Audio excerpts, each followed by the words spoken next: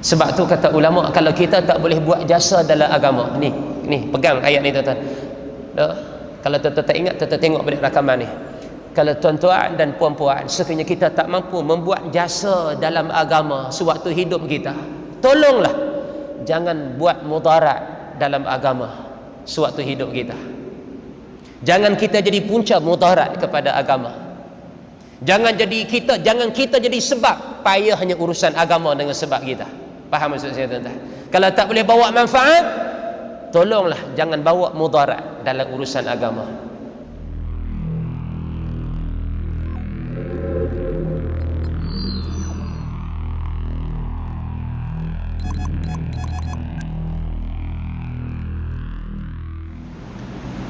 Assalamualaikum warahmatullahi wabarakatuh. Hadirin hadirat muslimin dan muslimat rahimakumullah. Kita mulakan pertemuan pada malam ini seperti biasanya dengan terlebih dahulu membaca 10 ayat yang pertama dari surah Al-Kahfi. Hadza wabillahi taufiq. أعوذ بالله من الشيطان الرجيم بسم الله الرحمن الرحيم الحمد لله الذي أنزل على عبده الكتاب ولم يجعل له عوجا قيما لينذر بأسا شديدا من لدنه ويبشر المؤمنين الذين يعملون الصالحات أن لهم أجرا حسنا ماكثين فيه أبدا وينذر الذين قالوا اتخذ الله ولدا ما لهم به من علم ولا لآبائهم كبرت كلمة تخرج من أفواههم إن يقولون إلا كذبا فلعلك باخع نفسك على آثارهم إن لم يؤمنوا بهذا الحديث أسفا إنا جعلنا ما على الأرض زينة لها لنبلوهم أيهم أحسن عملا وإنا لجاعلون ما عليها صعيدا جرزا أم حسبت أن أصحاب الكهف والرقيم كانوا من آياتنا عجبا إذ أوى الفتية إلى الكهف فقالوا ربنا آتنا من لدنك رحمة وهيئ لنا من أمرنا رشدا صدق الله العظيم.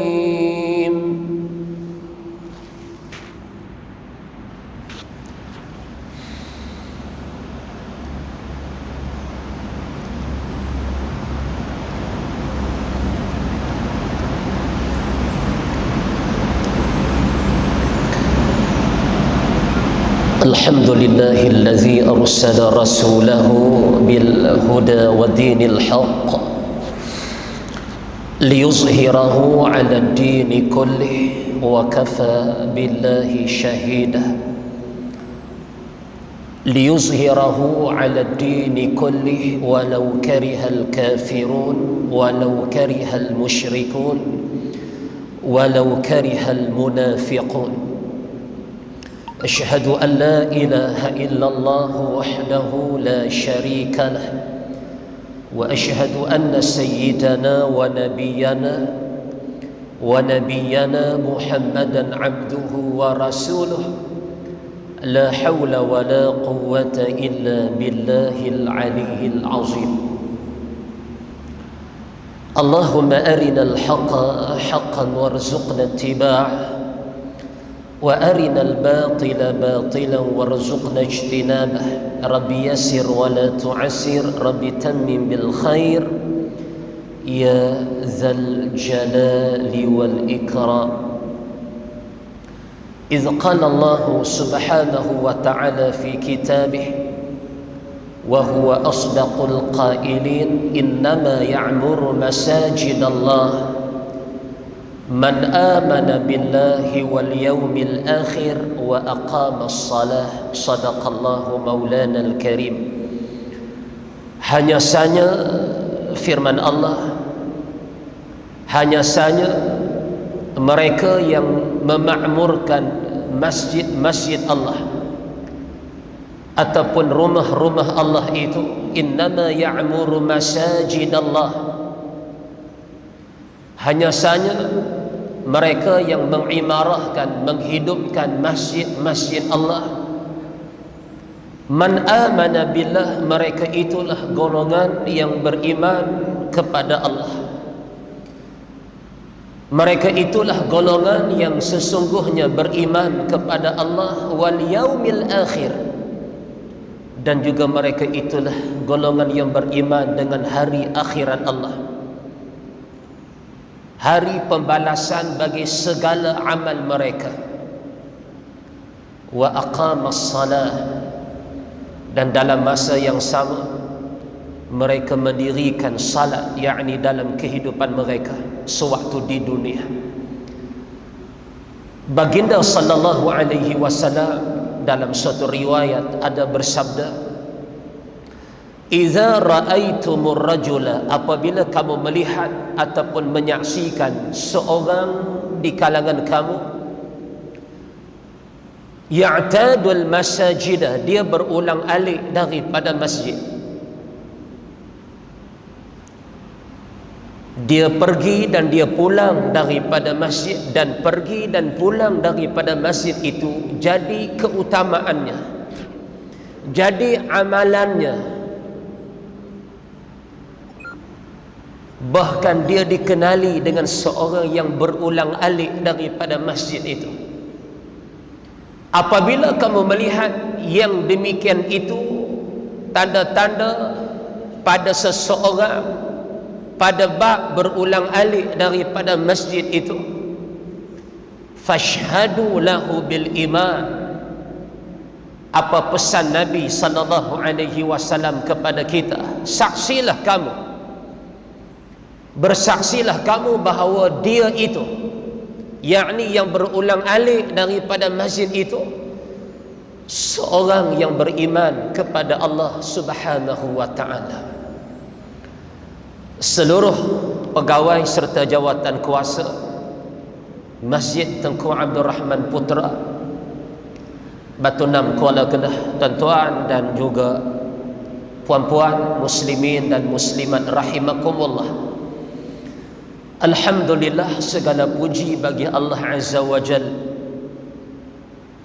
kerana dengan izin dan inayah bahkan taufik daripada Allah, sekali lagi tuan-tuan dan puan-puan, kita diizinkan Allah untuk bertemu.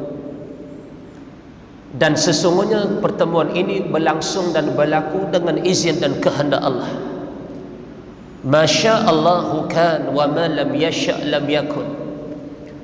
Apa yang dikehendak oleh Allah itulah yang berlaku, dan apa yang tidak dikehendak oleh Allah ianya tidak akan berlaku.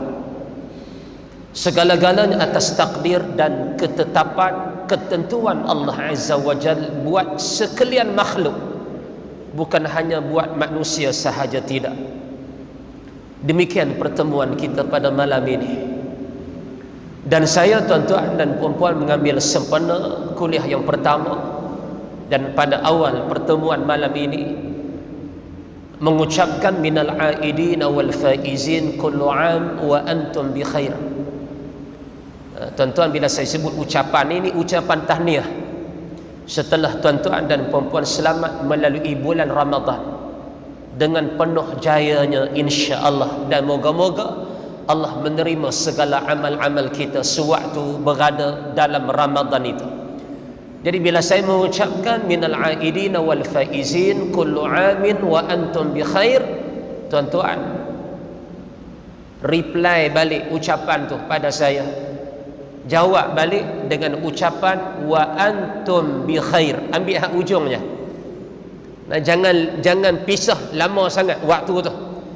Bila saya sebut hujung tu wa antum bi khair, tuan-tuan pun wa antum bi khair. Maknanya apa yang saya doakan kepada tuan-tuan, demikian tuan-tuan dan puan-puan doakan semula kebaikan itu buat saya yang mendoakan pada tuan-tuan. Demikianlah kalau siapa-siapa pun yang doakan yang demikian pada tuan-tuan, sunat tuan-tuan doa hal yang sama. Jadi tuan-tuan sebut lagi nah wa antum bi khair. Ni saya sebut ni. Tuan-tuan mau, kalau orang tua-tua kata bidah, bidah balik jawab balik. Minal aidin wal faizin kullu amin wa antum bi khair. Tak dengar pun tuan-tuan. Derah sikit kan? Ke suara terbalam dengan mas ke apa ke? Tuan-tuan jawab wa antum bi khair. Baik, marah. Minal aidin wal faizin kullu amin wa antum bi khair. Nampak, dengarlah. Benda tak biasa ustaz, nak suruh paksa lah tu boleh suruh kan. Kira boleh dengar sikit-sikit tu kira habis derah tu. Kalau derah lagi tak dengar apa langsung. Tak dengar apa, dia jadi selop terus. Maka saya mengucapkan selamat menyambut Aidilfitri 1443 Hijrah bersamaan 2022 Masihi. Walaupun raya kali ini agak terkejut tuan-tuan, agak kalut sikit raya kali ini. Orang duk kata selama ni apa-apa pun kalau awal tak kalut, apa-apa pun kalau awal tak kalut. Rupanya ada juga benda yang kalau awal tu dia kalut kan. Ada juga tuan-tuan, termasuklah Aidilfitri kita baru ni. Alhamdulillah. Dan tuan-tuan, yang jadi sebab kita berhari raya pada hari Isnin baru-baru ni, sebenarnya anak bulan tidak kelihatan pun di Semenanjung ni. Tuan-tuan jangan tanyalah maklumat ni daripada mana kan.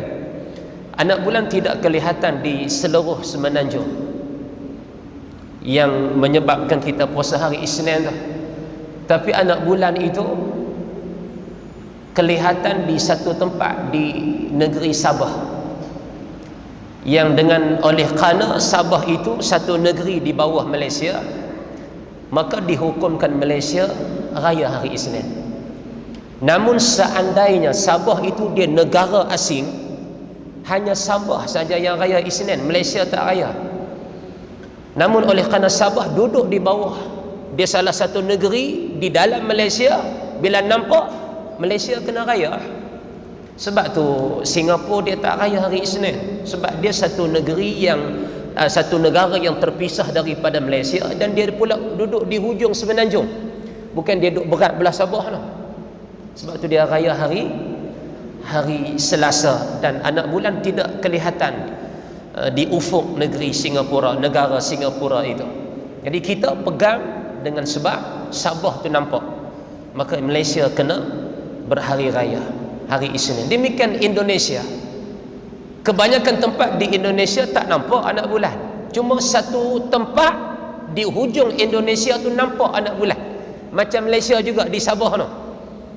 Maka dengan sebab nampak di situ, Indonesia keseluruhannya dihukum kena berhari raya hari Isnin. Itu sahaja. Sebab tu kita duk pegang selama ni, kalau apa-apa, kalau awal tak kalut, rupa-rupanya ada benda kalau awal tu jadi kalut. Ada yang santan nak beli hari Isnin, gendala habis tuan-tuan. Orang nak jual santan pun kalut nak raya kan. Banyak benda lah yang sikit sebanyak terkesan. Ala kulli hal, kita dah selamat menyambut hari raya, bahkan siap raya 6 dah. Kalau siapa-siapa yang berpuasa sunat 6 hari di bulan Syawal, dia ambil daripada Selasa, dah Isnin raya terkejut kan.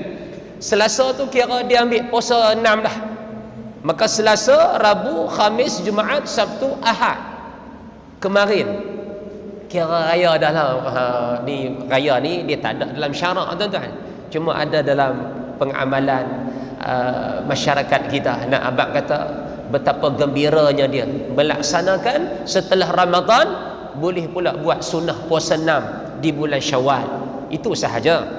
Bukan kita nak kata raya 6 ni dia macam Aidilfitri, raya 6 ni dia macam Aidil Adha. Dah, kita pun tak kata lagu tu kan.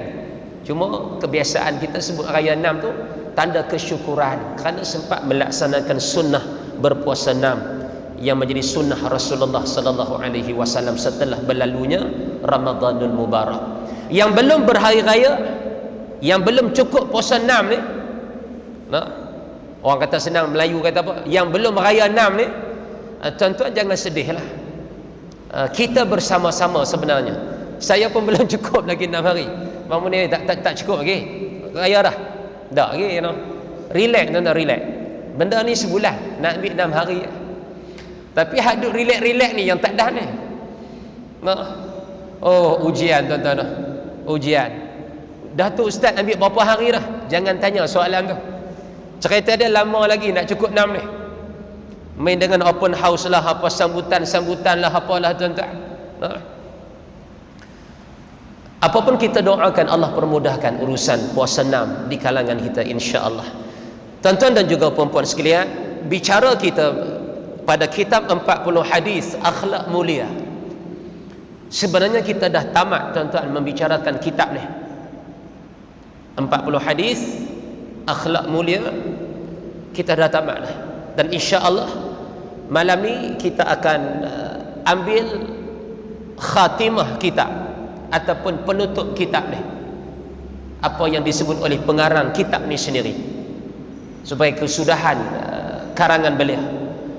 Dan insya-Allah juga selepas daripada ni, yakni pada pertemuan 2 minggu yang akan datang, kita juga akan menggunakan kitab 40 hadis. Tetapi bukan lagi 40 hadis akhlak mulia, namun kitab itu bernama dan berjudul 40 hadis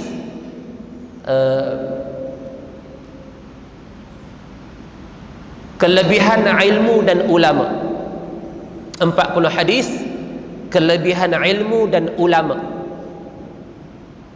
Hadis yang khusus menceritakan kelebihan menuntut ilmu dan kelebihan yang ada pada ulama itu berdasarkan Quran dan Sunnah. Sebelum ni kita dah bicara kitab 40 hadis peristiwa akhir zaman, kita dah khatam dah. Kemudian sekarang kita juga alhamdulillah selamat mengkhatamkan kitab 40 hadis akhlak mulia.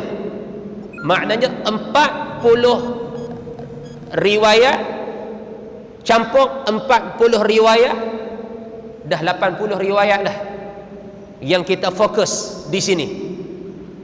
Dan bukan 80 riwayat sahaja tuan-tuan. Setiap, walaupun nama 40 hadis, tapi dalam setiap kitab dia muatkan 42 hadis. Maknanya 42 hadis tambah 42 hadis, maknanya 84 hadis. Tak lagi dijumlah dengan hadis-hadis yang kita bawa asing untuk menguatkan hujah setiap kali perbahasan kita. Maknanya menghampiri 100 riwayat yang kita bicarakan di sini yang melibatkan 2 kitab sebelum ini. Dan insya-Allah kita akan cuba menghimpunkan sebanyak mana kitab yang melibatkan bicara 40 hadis ini. Pada bahagian penutup kitab 40 hadis akhlak mulia, apa kata almarhum Fadilatul Syekh Ahmad Fahmi Zamzam, wa nafa'ana bi'ulumihi fi daraini amin. Ini sebagai penutup kitab kita malam ni. Lepas ni kita tak sentuh dah kitab ni, selesai dah bicara kita. Kata beliau, marilah kita memperbanyakkan syukur kehadran Allah Ta'ala yang telah memilih kita sebagai umat Islam, iaitu sebaik-baik umat yang pernah wujud di atas muka bumi. Khaira ummatin ukhrijat linnas, sebaik-baik umat yang dilahirkan, yang dikeluarkan untuk manusia. Khaira ummah, yang kata umat Islam ni.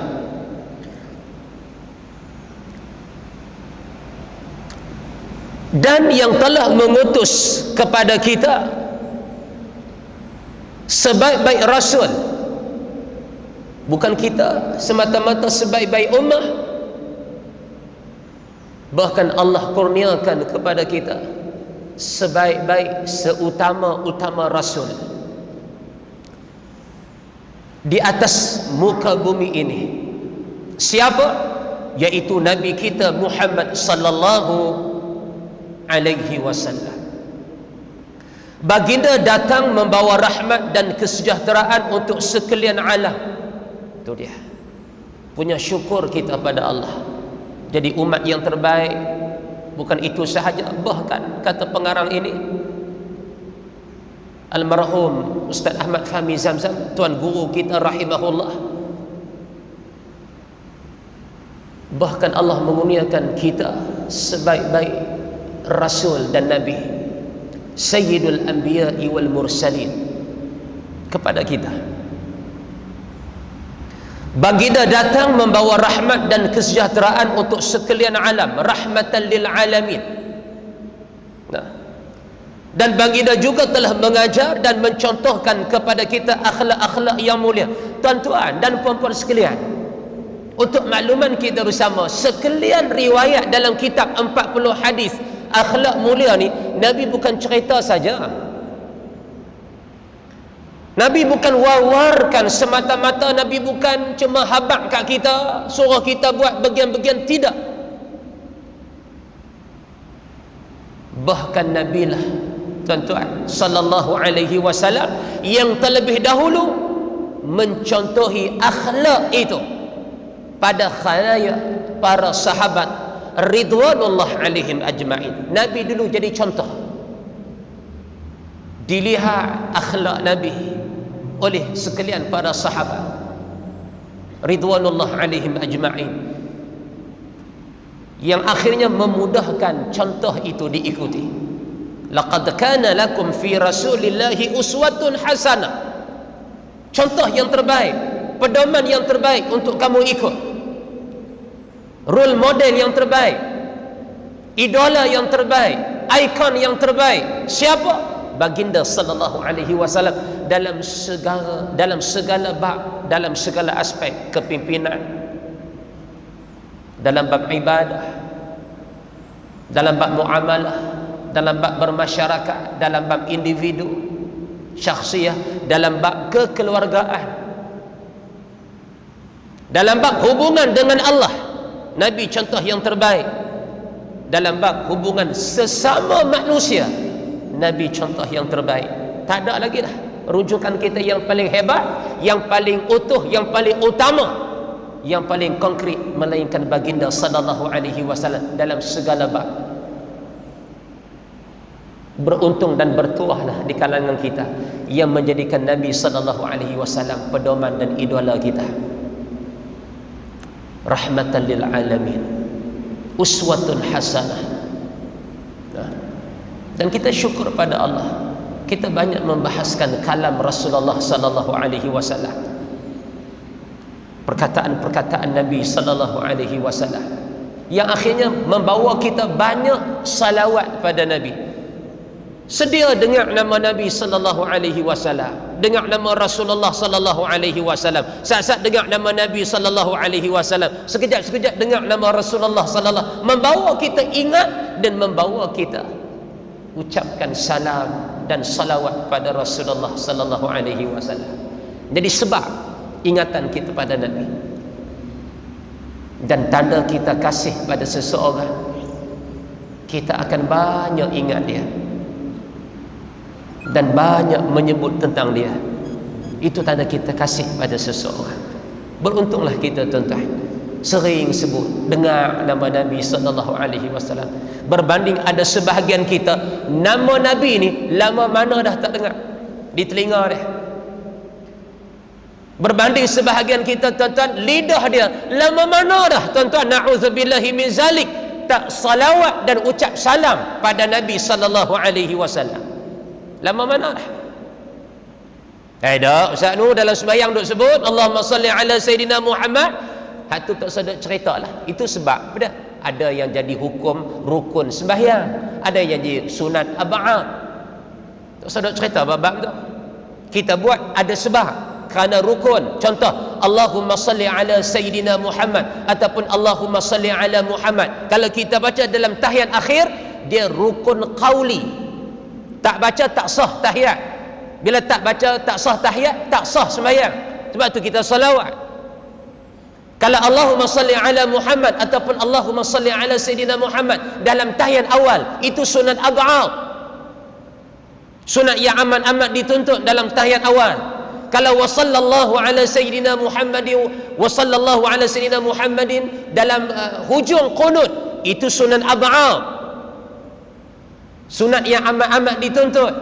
Jadi sama ada bacaan kita dalam sembahyang ni jatuh sunat ab'ad ataupun sunat ataupun rukun qauli, rukun daripada rukun 13, tapi di luar daripada salat, atas nama semata-mata tanda kita ingat kepada Nabi sallallahu alaihi wasallam secara tatawwu', secara sukarela, tanpa disebabkan rukun sembahyang, tanpa disebabkan sunan ab'ad. Ada sebahagian kita tuan-tuan, lama mana dah tak salawat kat Nabi ni. Tu maksud saya. Tak sadut kait bacaan dalam sembahyang tu. Sebab bacaan tu ada sebab. Ni hak luar pada sembahyang ni. Jadi kita bertuah dan beruntung tuan-tuan. Allah pilih dengan asbab kuliah kita, perhimpunan kita, majlis kita, menyebabkan kita sering dengar nama Nabi sallallahu alaihi wasallam dan sering menyebut setiap kali mendengar nama Nabi itu diucapkan. Allahu akbar kabirah. Moga-moga kita dipertemukan dengan baginda sallallahu alaihi wasallam. Nabi sebut al-mar'u ala man ahab. Seorang di akhirat dia akan bersama-sama dengan sesiapa yang paling dia kasih. Seorang itu di akhirat akan bersama dengan siapa yang ia paling kasih. Siapa lagi yang kita kasih tuan-tuan? Paling kasih. Kita kasih ni banyak. Isteri, anak-anak, keluarga,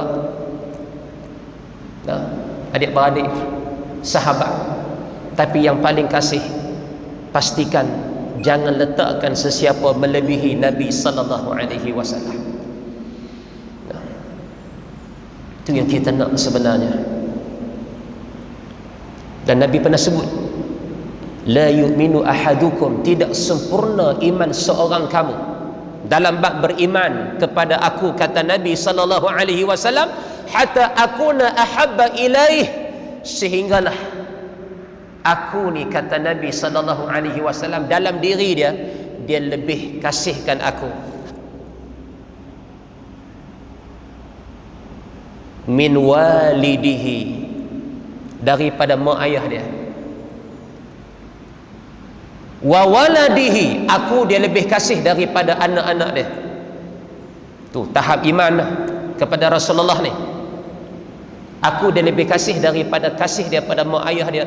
Aku dia lebih kasih, dia lebih letakkan keutamaan, pengorbanan, kasih sayang, kecintaan, kesanggupan itu lebih daripada segala-gala. Bukan takat mak ayah, lebih daripada anak-anak dia.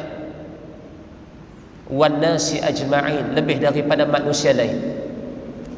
Sebab tu tuan-tuan, bila bertembung hak Rasul, tuntutan dari Nabi sallallahu alaihi wasallam, anjuran daripada Nabi sallallahu alaihi wasallam, sunnah dari Nabi sallallahu alaihi wasallam, hukum hakam daripada Nabi sallallahu alaihi wasallam, dan dalam masa yang sama bertembung dengan kehendak peribadi kita, kehendak duniawi kita. Sewaktu itu dengan asbab cinta dan kasih beriman kita kepada Rasulullah, kita akan utamakan apa yang datang daripada Rasul terlebih dahulu. Itu maksud dia. Itu maksud beriman kepada Nabi. Nah. dengan iman yang sempurna. Dan baginda juga telah mengajar dan mencontohkan kepada kita akhlak-akhlak yang mulia yang kita baca dalam 42 riwayat sebelum ini, dalam kitab 40 hadis ini, baik terhadap Allah Ta'ala sebagai pencipta kita atau terhadap sesama manusia. Kan ada riwayat yang berkait dengan hubung langsung kita dengan Allah, ada bab yang berkait dengan hubungan kita dengan sesama manusia, muamalah kita, interaksi kita dengan manusia dan makhluk-makhluk yang lain. Seperti yang telah kita ikuti pada hadis-hadis yang lalu, merujuk kepada 42 riwayat yang sebelum ini, di mana kita telah mendapati contoh-contoh yang sangat tinggi yang telah diajarkan oleh Rasulullah sallallahu alaihi wasallam kepada umatnya. Oleh kerana itu, tak perlulah kita mencari pemimpin dunia yang lain daripada baginda untuk dijadikan sebagai ikutan. Tak perlu. Cukup apa yang kita cari itu ada pada baginda sallallahu alaihi wasallam. Cumanya kurangnya di mana? Kurangnya kita kurang mengenali Rasulullah. Kurang kita di mana? Kurangnya kita dengan sebab kita kurang meletakkan Nabi segala-galanya sebagai ikutan kita. Sebab tu kita tak nampak kelebihan Rasulullah tu.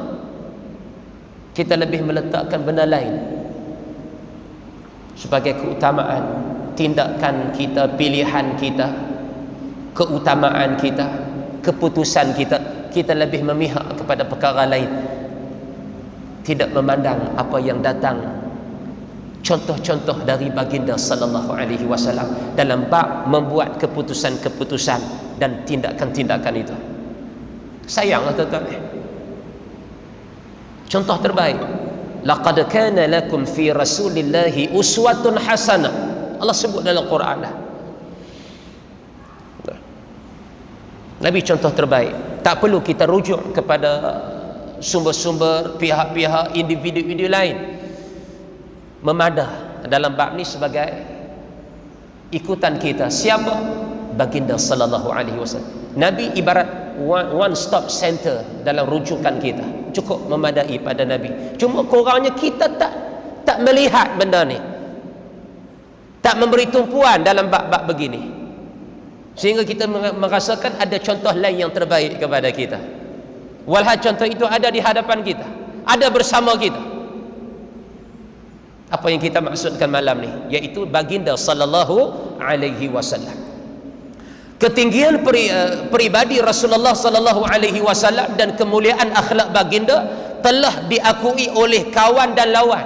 Bukan kawan sahaja yang akui akhlak Nabi ni, musuh Nabi pun akui akhlak Nabi.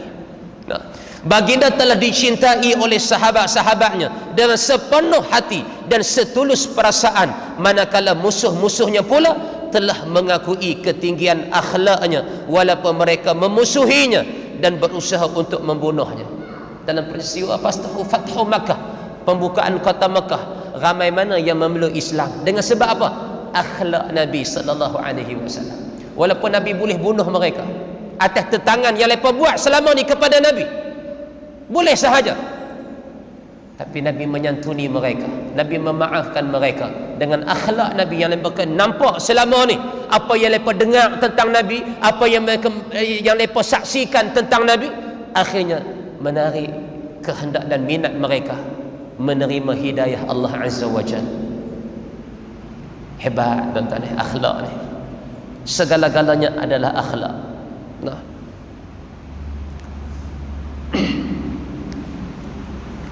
mereka memusuhinya bukan kerana tidak percaya dengan amanah dan kejujurannya, tetapi mereka memusuhinya kerana dorongan hawa nafsu dan keangkuhan yang wujud dalam hati mereka sendiri. Mereka tidak mendapatkan apa-apa kecederaan yang boleh dijadikan sebab untuk menodai kepribadiannya. Nabi tak sengaja-ngaja, tak semena-mudah nak cederakan, merancang untuk mencederakan mana-mana orang, menyakiti, menzalimi. Bukan akhlak Nabi. Nabi lebih banyak menyantuni dan memaafkan. Hal inilah yang difirmankan dalam firman Allah Ta'ala, innahum la yukadzibunak walakinna az-zalimina biayatillahi yajhadun. Maksudnya sesungguhnya mereka tidak mendustakan engkau wahai Muhammad. Lepas tak boleh menafikan kemuliaan akhlak Nabi itu. Lepas tak boleh menafikan. Lepas nampak Nabi depan mereka, Nabi bercakap, Nabi berakhlak, Nabi melakukan sesuatu perkara. Lepas tengok akhlak Nabi, Nabi besar di hadapan mereka. Lepas tak tolak, lepas tak nafi bab akhlak Nabi. Tetapi yang jadi penentangan terhadap dakwah Nabi sallallahu alaihi wasallam, apa kata Allah? Tetapi orang yang zalim itu ingkar kepada ayat-ayat Allah Ta'ala. Lepas tolak kebenaran itu. Bab akhlak Nabi lepas tak nafi, lepas terima. Sebab tu lepas mudah terima hidayah bila lepas nampak kebenaran ayat-ayat Allah Ta'ala itu, dengan contoh yang ada pada diri baginda sallallahu alaihi wasallam.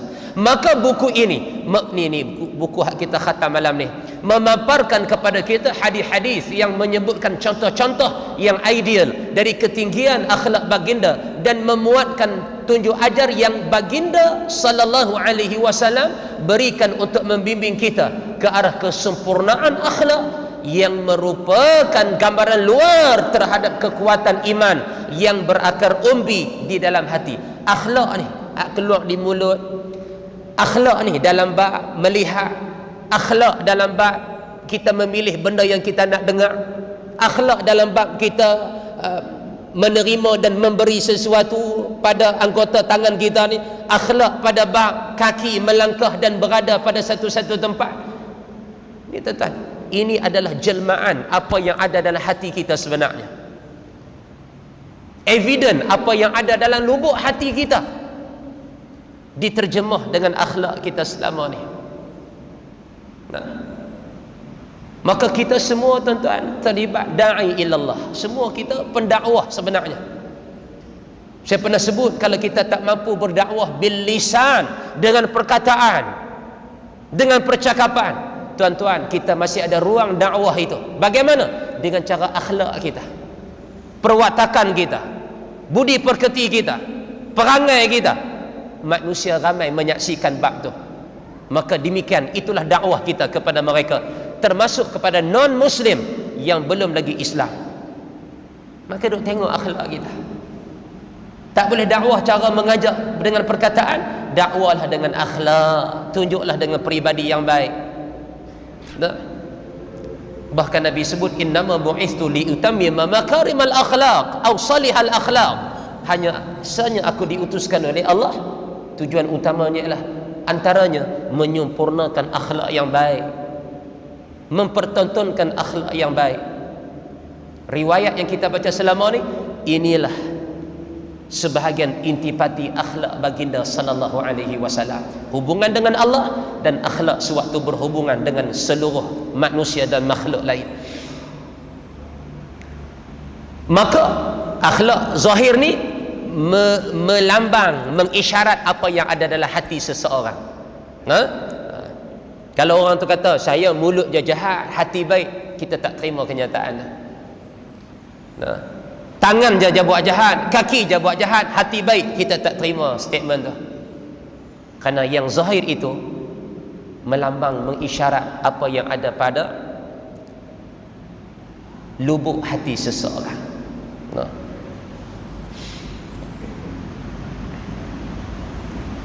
Mudah-mudahan kita semua mendapat manfaat daripadanya, daripada perbahasan 42 riwayat sebelum ini. Dan mudah-mudahan kita dapat mencontohi akhlak mulia yang telah ditunjukkan oleh Rasulullah sallallahu alaihi wasallam. Allahumma amin, Allahumma amin, Allahumma amin, yang ditunjukkan oleh Nabi kepada kita, insya-Allah. Azam tuan-tuan, tak boleh buat semua, jangan tinggal semua. Kalau nampak banyak sangat akhlak Nabi ni, ada nak larat buat semua, ada nak dan buat semua. Kaedah Islam dah ada dah. Ma la yudraku kulluh la yutraku kulluh. Ma la yudraku kulluh, apa-apa yang tak boleh buat semua. Nampak banyak sangat benda baik nak buat ni, takut tak terbuat. La yudraku kulluh la yutraku kulluh, jangan tinggal semua, buat takat mana kita mampu. Tu kaedah tuan-tuan. Ma la yudraku kulluh la yutraku kulluh. Apa-apa yang tak boleh buat semua, jangan tinggal semua. Buat takat kemampuan kita. Dan mudah-mudahan kita akan bertuah mendapat syafaat daripada baginda pada hari kiamat nanti. Allahumma amin. Ini kita nak kemuncak dia tuan-tuan, berhimpun dan bertemu Nabi sallallahu alaihi wasallam. Kerana ada manusia, kita dah sebut sebelum ni, dihalang untuk bersama Nabi. Walaupun dia nampak perhimpunan ramai bersama Nabi, dia nak pergi tu tak boleh. Kehendak tu nak sangat-sangat, tapi kaki tak dapat melangkah sampai. Sebab-sebab yang kita nyatakan sebelum ni. Amin ya rabbal alamin. Tuan-tuan, kitab ni karang penamat di mana? Kitab ni karangan almarhum Tuan Guru Ustaz Ahmad Fahmi Zamzam ni, karangan terakhir dia ni. Hak dia yang kita baca malam ni. Di mana ni? Ar-Rawdah Asy-Syarifah. Maka beliau tulis di Rawdah Masjid Nabawi, bumi Madinah Al-Munawwarah. Ni ayat ni. Dia ambil keberkatan khatimah kitab ni, tulis di Rawdah ni. Ni karang di Rawdah ni. Walaupun beliau dah tak ada dah, tak bersama kita dah. Yang ada ilmu dia aja hari ni. Tapi jasa beliau terhadap agama dan untuk umat, penyambung risalah Rasulullah sallallahu alaihi wasallam, cukup hebat. Penamat khatimah sempat karang di Rawdah dalam Masjid Nabawi di bumi Madinah. Itu Ahmad Fahmi Zamzam, nama beliau sendiri. Abu Ali Al-Bajri gelaran untuk beliau. Bila ni dia karang, sudah karang bila ni? 26 Syaban 1423 Hijrah. Nak fikir masa payah sangat, kita ambil Masihi 2 Oktober 2002. Ni waktu tulis ni di bumi Madinah Al-Munawwarah, sewaktu berada di Rawdah. 2012 10 tahun. 2012 2022 10 tahun. Jadi 20 tahun dah kitab ni dikarang. Banyak jasa kepada umat Islam, menghimpunkan kalam-kalam Rasulullah dalam satu kitab. Nah, ni bahagian dia untuk agama Allah. Ni jasa dia untuk agama Allah. Persoalannya, apa jasa kita untuk agama Allah selama ni? Tuan-tuan balik fikir sebelum lena malam ni, apa pula jasa kita untuk agama Allah? Kalau ini sebahagian jasa dia yang cukup hebat, apa jasa kita? Sebab tu kata ulama, kalau kita tak boleh buat jasa dalam agama ni pegang ayat ni tuan-tuan. Kalau tuan-tuan tak ingat, tuan-tuan tengok balik rakaman ni. Kalau tuan-tuan dan puan-puan sekiranya kita tak mampu membuat jasa dalam agama sewaktu hidup kita, tolonglah jangan buat mudarat dalam agama sewaktu hidup kita. Jangan kita jadi punca mudarat kepada agama. Jangan kita jadi sebab payahnya urusan agama dengan sebab kita. Faham maksud saya tuan-tuan? Kalau tak boleh bawa manfaat, tolonglah jangan bawa mudarat dalam urusan agama. Jadilah kita pemudah cara untuk agama Allah Subhanahu wa ta'ala. Termasuk dalam bab sedekah kita selama ni, itu juga pemudah cara untuk urusan agama Allah Subhanahu wa ta'ala. Mudah-mudahan amin ya rabbal alamin. Jadi tuan-tuan, selesai kitab kita. Dah 2 kitab di sini, 2 kali khatam dah. Nanti kita akan bawa kitab yang baru. Nanti tuan-tuan boleh cari kitab tu di pustaka di Hasani ada, pustaka Darussalam pun ada, insya-Allah. Mudah-mudahan amin ya rabbal alamin. Terima kasih kepada Abang Munir kita mai juga malam ni. Ingat tak mula lagi sama yang raya nah. Ni pun jasa ni. Ni. Bila kita tanya apa jasa kita untuk Abang Munir, nampak jelas lah. Tuan-tuan pun menyaksikan kebaikan dia dan jasa dia. Apa yang kita bicarakan di sini disaksi dan didengar bukan takat di sini, bahkan dipertonton untuk dunia luar. Ni jasa dia. Kita jasa, ada jasa kita tu, cuma balik perhati pelan-pelan di mana jasa itu berlaku. Kalau tak ada jasa, tolong jangan buat mudarat dalam urusan agama kita. Itu sahaja permintaan. Wallahu a'lam. Aqulu qawli hadza wa astaghfirullahal azim li wa lakum. Subhanakallahumma wa bihamdik asyhadu an la ilaha illa anta astaghfiruka wa atubu ilaik. Wassalamu alaikum warahmatullahi wabarakatuh. Dan kita sama-sama membaca surah, dan sama-sama kita membaca surah Al-Mulk insya-Allah.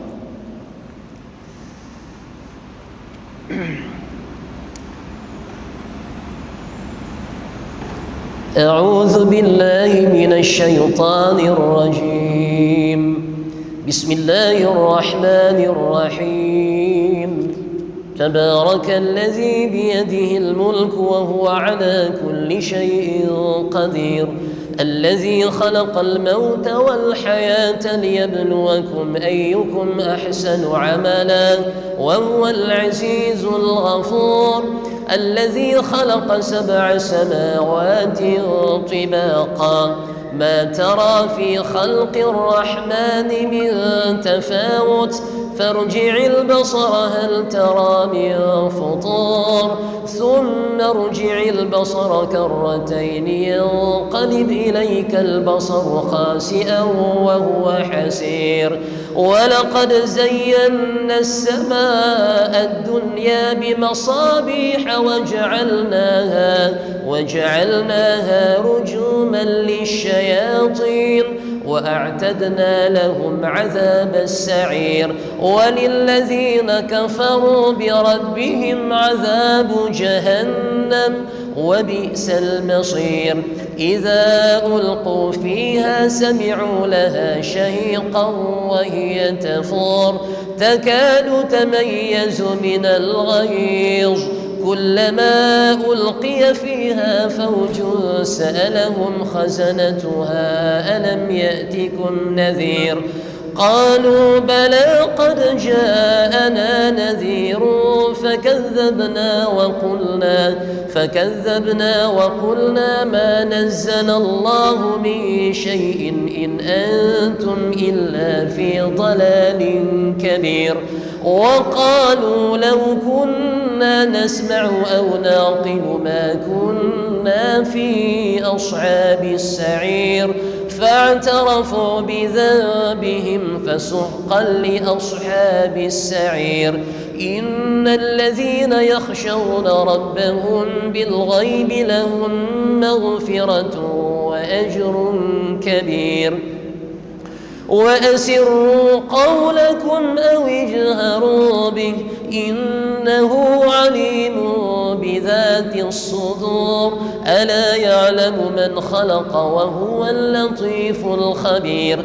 هو الذي جعل لكم الأرض ذلولا فامشوا في مناكبها وكلوا من رزقه وإليه النشور. أأمنتم من في السماء أن يخسف بكم الأرض فإذا هي تمور أم أمنتم من في السماء أن يرسل عليكم حاصبا فستعلمون كيف نذير. ولقد كذب الذين من قبلهم فكيف كان نكير. أولم يروا إلى الطير فوقهم صافات ويقبض ما يمسكهن إلا الرحمن إنه بكل شيء بصير. أمن هذا الذي هو جند لكم ينصركم من دون الرحمن إن الكافرون إلا في غرور. أمن أمن هذا الذي يرزقكم إن أمسك رزقه بل لجوا في عتو ونفور أفمن يمشي مكبا على وجهه أهدى من يمشي سويا على صراط مستقيم قل هو الذي أنشأكم وجعل لكم السمع والأبصار والأفئدة قليلا ما تشكرون قل هو الذي ذرأكم في الأرض وإليه تحشرون ويقولون متى هذا الوعد إن كنتم صادقين قل إنما العلم عند الله وإنما أنا نذير مبين فلما رأوا زلفة سيئت وجوه الذين كفروا وقيل هذا الذي كنتم به تدعون قل أرأيتم إن أهلكني الله ومن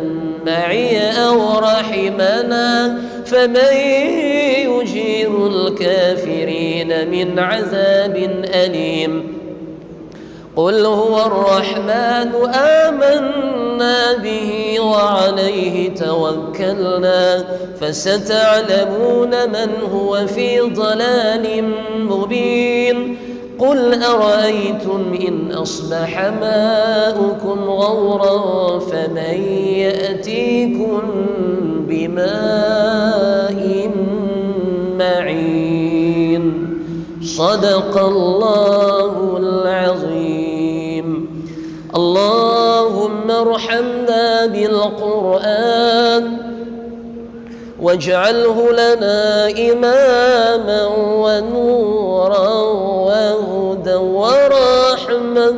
اللهم ذكرنا منه ما نسينا وعلمنا منه ما جهلنا وارزقنا تلاوته آناء الليل وأطراف النهار واجعله لنا حجة يا رب العالمين. تقبل الله منكم.